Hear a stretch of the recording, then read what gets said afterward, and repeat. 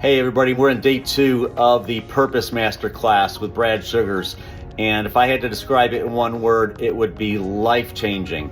Learning some skills that I never knew I even needed. Now it's gonna help propel me to revisit my dreams, dream bigger, and achieve more this year and the next 5 years than I ever thought possible. Joined this workshop with Brad on Purpose to help me really focus on where I'm going with my life, like legacy type stuff, because I really felt like I didn't have a lot of focus. It was just the grind of growing my business every day.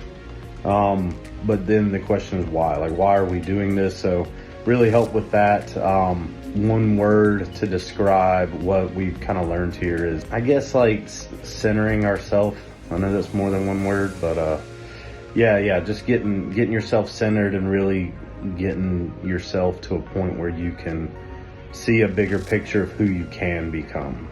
So I appreciate it. All the best. Here with Brad Sugars today doing the learning video. We've had a 2-day conference. It has been exhilarating. It's been mind-blowing, and I've learned so much. Thank you, Brad. I'm here with Brad Sugar in Masterclass Purpose.